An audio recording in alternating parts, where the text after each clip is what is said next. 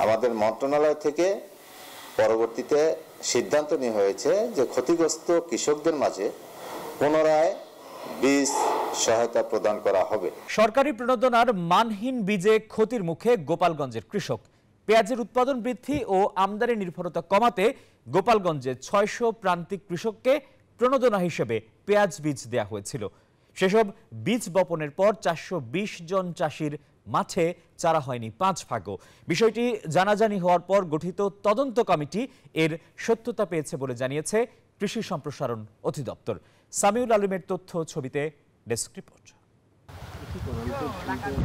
পেঁয়াজের উৎপাদন বৃদ্ধি ও আমদানি নির্ভরতা কমাতে প্রণোদনা কর্মসূচির আওতায় নভেম্বরে ৬০০ পেঁয়াজ চাষিকে বিনামূল্যে ১ কেজি করে বাড়ি ১, বাড়ি ৪ ও তাহিরপুরি জাতের পেঁয়াজ বীজ, ১০ কেজি ডিএপি এবং এমওপি সার দেয় কৃষি উন্নয়ন কর্পোরেশন।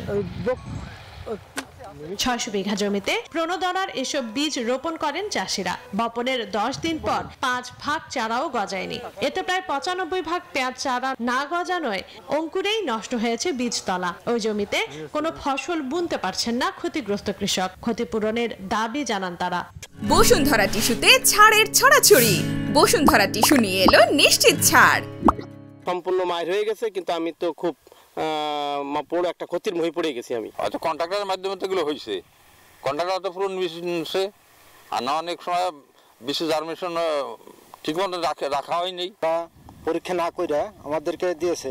তাই এই জন্য সরকারের কাছে আবেদন যে সরকার যেন এই কৃষককে যাতে একটু সুনজরে দেখে। এ ঘটনায় গঠিত তদন্ত কমিটি সত্যতা পাওয়ায় ক্ষতিপূরণ দেওয়ার আশ্বাস দিয়েছে কৃষি বিভাগ। আমাদের মন্ত্রণালয় থেকে পরবর্তীতে সিদ্ধান্ত নেওয়া হয়েছে যে ক্ষতিগ্রস্ত কৃষকদের মাঝে পুনরায় বীজ সহায়তা প্রদান করা হবে এবং এই প্রক্রিয়াও শুরু হয়েছে। এবছর জেলায় ৩,৮৩৫ হেক্টর জমিতে পেঁয়াজ আবাদের লক্ষ্যমাত্রা ধরা হয়েছিল ৫০,০০০ metric ton. Desk report, news 24।